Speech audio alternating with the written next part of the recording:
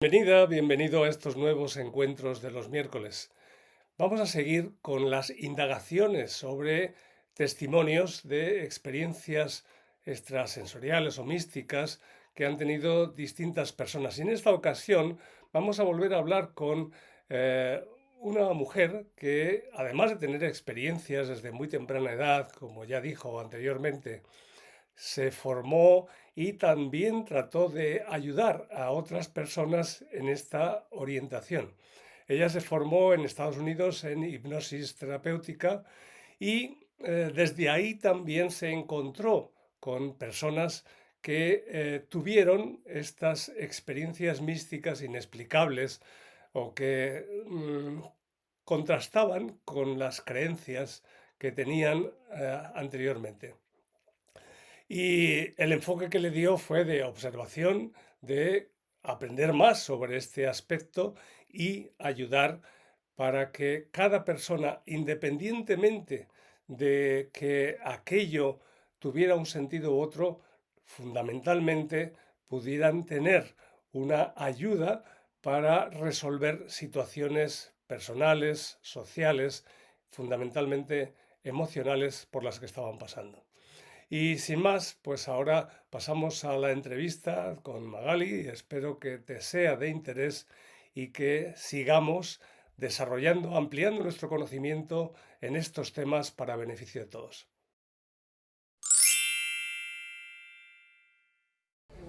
Bueno, Magali, encantado de tenerte de nuevo aquí y dando continuidad a lo que estuvimos hablando hace ya un par de semanas, pues me gustaría que nos hablaras de esas experiencias místicas que tú has tenido y que estoy seguro que además has tenido a personas que estaban extrañadas o que no sabían encajar muy bien y que seguro que les has dado apoyo. ¿Cómo has encauzado ese tipo de terapias o cómo ves este asunto como forma de ayuda a las personas? Hola Juan Antonio y hola a todos los que nos escuchan y nos ven. Es un placer estar nuevamente con ustedes. Bueno, continuando con lo que relataba en mi anterior entrevista acerca de lo que fue mis inicios en mi formación como sanadora, digamos que en ese momento yo asumí eso como un hobby, porque mi labor profesional principal, aunque era de servicio, estaba dedicada al área social. En el trabajo social identificamos que el cambio en la calidad de vida de la persona no estaba directamente relacionado con el hecho de que lo pasáramos de vivir en una condición de hacinamiento a una casa con mejores condiciones. Pues sacabas a una familia de 6 personas que vivían hacinadas en una habitación a una casa de 3 habitaciones, pero todos vivían en una sola Claro. habitación. Entonces eso nos hizo darnos cuenta que el problema estaba interno, que lo tenían en la mente. Eso es lo que me lleva entonces a estudiar la parte psicológica, cómo ayudar a las personas a cambiar sus paradigmas para que en verdad pudiera ser un cambio de vida. Entonces la parte mística yo la manejaba como era mi hobby. Entonces yo decía, bueno, un año para el hobby y un año para la profesión. Entonces un año lo tomaba para hacer algún máster, perfeccionarme, y el otro año era para aprender algún tipo de terapia nueva. Eso hizo que fuese acumulando mucha información. Entonces, como sanadora, entonces un año aprendí a trabajar con esencia de flores de Bach, otro año cristaloterapia, otro año hice medicina cuántica y así iba acumulando conocimiento. Cuando llego a Estados Unidos, cuando llegas a otro país, se borra todo el currículo, no eres nadie, estás empezando de cero. Entonces en Estados Unidos alguien me dio la idea que si yo me certificaba en hipnosis como hipnotista era más fácil que hacer de repente la reválida en psicología o algo así. Y efectivamente eso fue lo que hice. Entonces me convertí en hipnoterapeuta clínico certificado. Luego en la parte de manejo del estrés, manejo de la ira, regresiones a vidas pasadas. Hice Master Practitioner en programación neurolingüística, pero dirigido a la terapia. Entonces, digamos que armé una caja de herramientas bastante completa y comencé a trabajar con eso. Con la hipnosis se supone que se trabaja solo hábitos, ¿verdad? Ya. Insomnio, quiero aumentar el rendimiento, eliminar una fobia o algo así. No obstante, cuando una persona entra a terapia y abres el subconsciente es una caja de Pandora, y eso Claro. lo sabes tú también en esta área.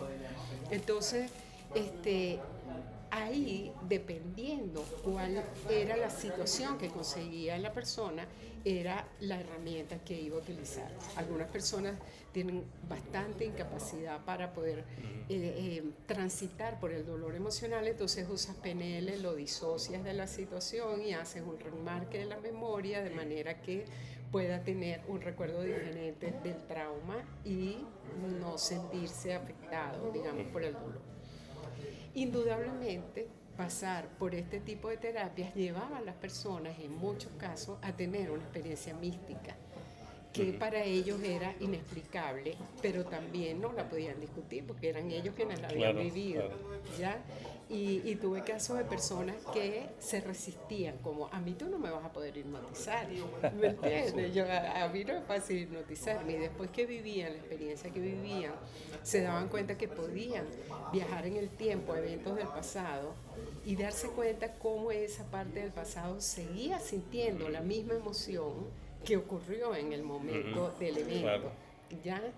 Y en muchos casos también en ese viaje al pasado, cambiar el enfoque, la mirada de lo que ocurrió y darse cuenta que él estaba sufriendo por una interpretación que hizo de un hecho que en realidad no había ocurrido como él lo había interpretado. Claro. Entonces, lo interesante de la terapia y combinarlo con la parte mística es que puedes ver no solamente el aspecto psicológico, sino el aspecto espiritual y el aspecto humano. Entonces puedes dirigir al cliente a entender la lección implícita en el evento que vivió y de qué manera, ponte ese estado de ira o ese estado de dolor, puede convertirlo en un escalón en su proceso evolutivo, Claro. ¿ya? Y romper el patrón. Y luego, bueno, tú me enseñaste a interpretar los sueños y eso es una herramienta sumamente valiosa porque el subconsciente constantemente nos va a dar información a través de simbología en los sueños. Entonces, una vez que una persona inicia procesos terapéuticos, el subconsciente dice, ya estás decidido, entonces aquí te voy a mostrar Claro, lo que necesitas revisar en tu closet mental. Y ahí los sueños son sumamente importantes, pues Claro. nos van a revelar o qué necesitas ver de tu proceso de sanación o qué cosas ya resolviste, Claro. qué ciclos se cerraron. Entonces, indudablemente que es muy valioso y sin ánimos de competir con otros terapeutas, el hecho de que el terapeuta domine y tenga información de la parte mística en el momento que atiende al sujeto de tratamiento, hace que el sujeto de tratamiento pueda llegar a niveles más profundos y que el tipo de conexión sea diferente. Claro, claro, porque también hay como una especie de empatía mística. Que cuando tú te has desarrollado, a mí me ha pasado a veces, ¿no? Entras también en el campo de experiencia de la otra persona y puedes compartir. O sea, yo veía lo que la persona estaba Es viendo. correcto, es correcto. Es como si pudieras sumergirte en el subconsciente de esa persona y llevarlo de la mano como con una linterna Sí, sí. hasta que él pueda ir viendo esos puntos y es absolutamente Claro, como tú lo pero dices. por otra parte, respetando su respuesta. O sea, porque a Exacto, veces tú cuando, solo eres un guía. cuando se habla de hipnosis, pues mucha gente piensa en un condicionamiento, en que tú impones una sugestión. No. Pero no es eso. El trabajo es abrir una puerta y ayudar a que esa persona vea, se desarrolle, experimente y crezca, ¿no? Es correcto. De hecho, yo creo que el momento en el que más estamos en control es cuando estamos en hipnosis, porque ahí estás en tu parte más auténtica. Alguna vez en alguna entrevista me han preguntado cómo llevas a una persona a hipnosis y yo he respondido, yo no llevo a la persona a hipnosis, yo la saco de hipnosis, porque la humanidad está en hipnosis. Tenemos un hipnotizador en la casa de 60 pulgadas que lo encendemos y ya entramos en la Claro, programación. claro. Entonces, en ese momento, pues la persona baja el ruido mental y está mucho más alerta, mucho más enfocado que en cualquier otro Sí, momento. porque también, digamos que esa inducción hipnótica lleva a una área del cerebro más profunda. Y de eso también he estado yo. Bueno, yo he estado haciendo experiencias también con neurólogos y contrastándolo también con electroencefalogramas, ¿no? Y se ve con mucha claridad, incluso cuando los neurólogos eran totalmente escépticos a la hipnosis o al trance y decían que todos eran pamplinas, pero sin embargo se demuestra. Hay un cambio en la estructura de las ondas cerebrales, Totalmente. totalmente. Y Exacto. la percepción interna, como consecuencia, pues evidentemente también es distinta, porque estamos en un nivel más profundo, hacia el centro del cerebro, hacia ese, la parte blanca, la parte emocional, o el hipotálamo. En esas zonas es donde se produce este fenómeno, ¿no? Y es donde tenemos una visión más completa que tiene que ver con nuestras raíces más auténticas. Exactamente, es correcto. Y es a lo que yo me refería cuando haces ese cambio de mirada. Pero además lo interesante es que cuando haces este viaje en la línea del tiempo y vas a un evento traumático del pasado y logras hacer ese cambio de percepción de lo que ocurrió, inmediatamente cambias tu futuro. Porque entonces ya ahí rompes el patrón. En una ocasión estaba yo, recién había egresado de certificarme en hipnosis, pues yo estaba muy presta a cualquier persona que quisiera que le hipnotizara para dejar de fumar o cualquier cosa. Entonces una vecina, alguien muy cercana, me dice, yo no tengo miedo a los cuerpos grandes de agua, me da miedo bañarme con mis hijos en la piscina o en el mar y esto. Entonces yo quiero perder ese miedo para poder disfrutar con mis hijos. Y le digo, bueno, eso es muy sencillo, hacemos una sugestión para que a partir de ahora tú puedas nadar con facilidad, la hacemos, y me dice, eso no funcionó, yo sigo teniendo miedo. Yo le digo, mira, en este caso hacemos un reforzamiento. No funciona, ahí tú tendrías que estar dispuesta a que le preguntemos a tu subconsciente en qué momento se originó esa condición de fobia. Bueno, finalmente tuvimos que llegar a ese punto.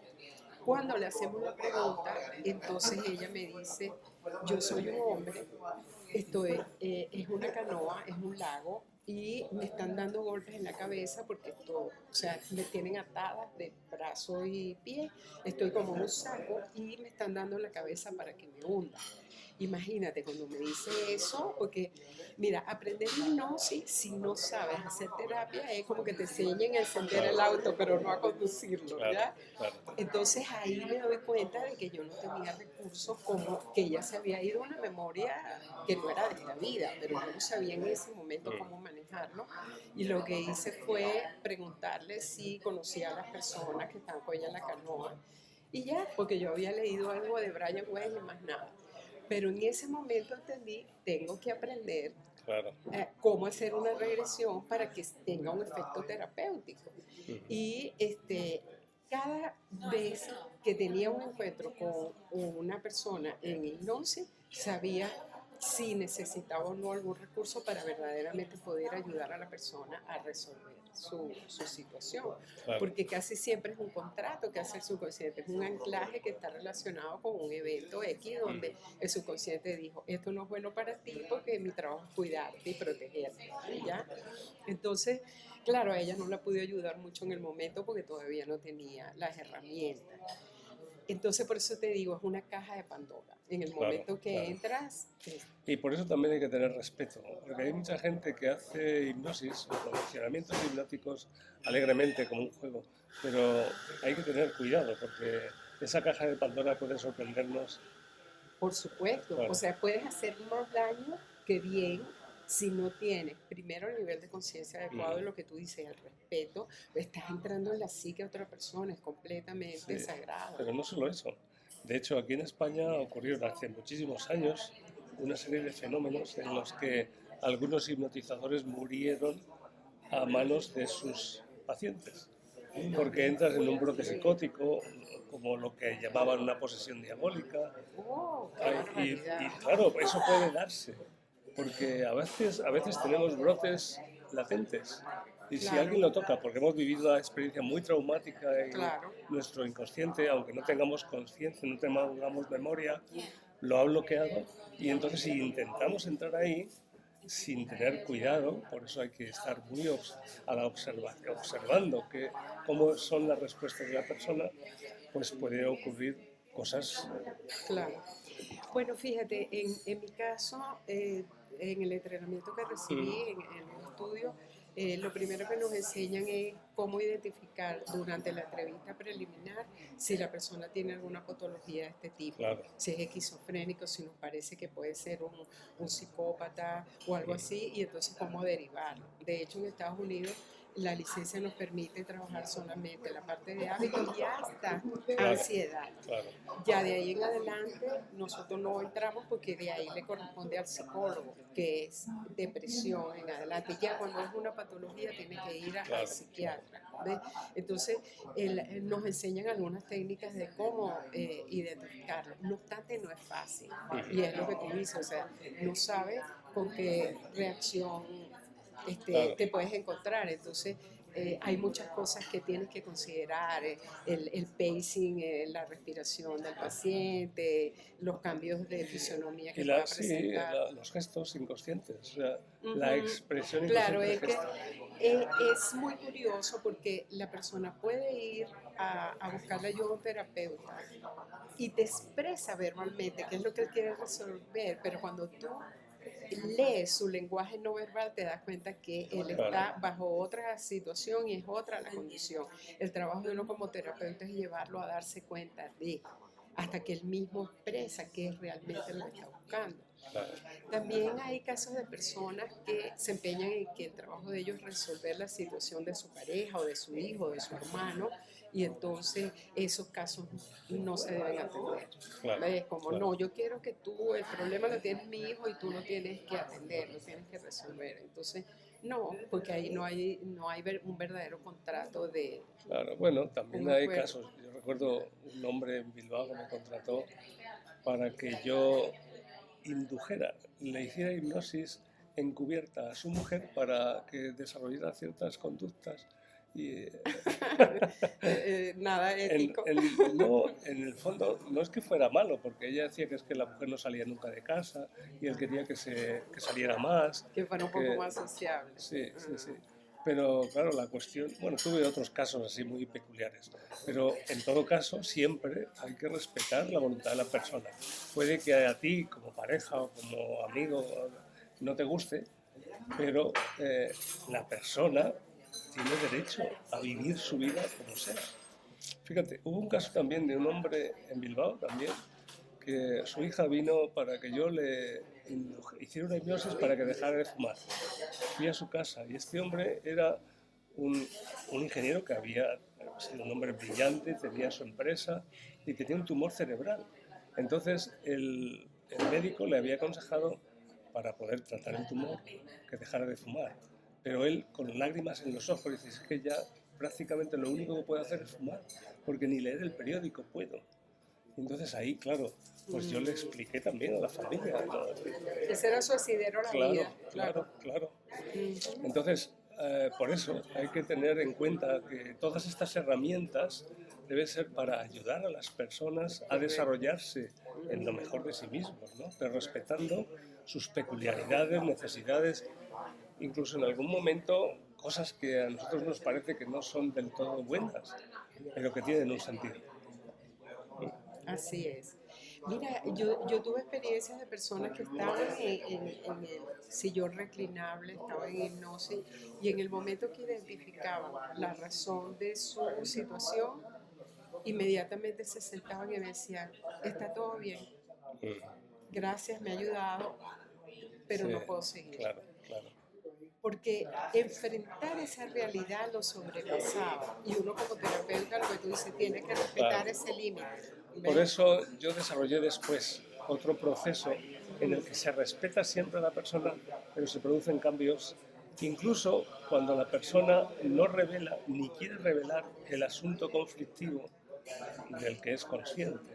Y es utilizando el lenguaje de los sueños y la inducción hipnótica, usándolas de esta manera, es mucho más respetuoso, no se impone nada y se respeta absolutamente las Maravilloso, defensas del inconsciente.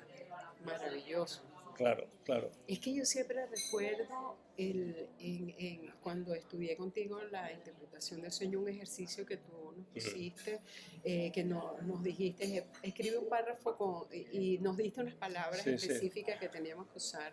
Y yo recuerdo que la compañera de clase con la que yo tuve que leer te dice, cuando yo le leo el párrafo todo hermoso, ella le dice, no, ella lo que yo veo es que tiene un gran don para la escritura, la creatividad y no sé qué, y de repente tú me dices, ahora quita esta línea, esta línea, esta línea, y es lo que la quité, yo arranqué a llorar, porque al quitar todo el maquillaje que le puse, confronté Claro, claro. lo que estaba revelando mi subconsciente, que lo maquillaba, pero además me hizo darme cuenta de mi mecanismo de defensa. Claro, claro. Entonces yo me refugio en cuando no puedo digerir una situación dolorosa o traumática, entonces yo Lo elaboro una transformamos, historia muy bonita, me hago un cuento de Disney y me lo como. Claro, claro. Pero Es eso algo, es supervivencia. claro, exactamente, así funciona nuestra mente Así y es una forma de protección.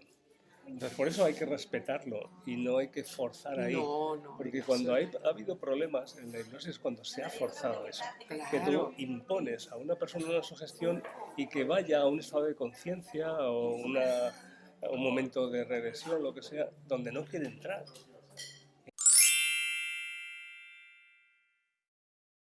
Supongo que te habrá interesado esta entrevista, estos comentarios, esta orientación. Y en relación con estos temas, pues quiero hablarte de dos de mis libros, bueno, de una serie de novelas y el libro de regresiones que publiqué, haciendo referencia a este tema de las regresiones vinculadas con las experiencias poco habituales y después también el libro, la serie de novelas de Desconcierto, donde hablo también de este tipo de experiencias desde otra perspectiva. Desde ambos, que se pueden encontrar en Amazon, aporto reflexiones en un sentido más literario, más cercano, incorporado a personajes, y desde la otra, pues observando procesos que tuvieron lugar en distintos momentos que a mí mismo me sorprendieron y que también fueron de ayuda finalmente para las personas que los vivieron. Así es que te dejo estos dos libros, la serie de Desconcierto, que son 4 novelas, y también el libro de Regresiones, editado por Ediciones Obelisco, que puedes encontrar en Amazon y si no, pues también puedes pedírmelo a mí mismo. Espero que se mantenga este interés y que también puedas encontrar en ti algunos de estos elementos que se aclaren después de haber vivido cierto desconcierto ante experiencias que a través de los sueños o en distintas formas prácticamente todos los seres humanos tenemos, aunque a veces no les demos la suficiente importancia. Bien, pues seguimos en estos encuentros de los miércoles. Hasta la próxima semana. Puedes encontrar estos libros en mi página de autor de Amazon.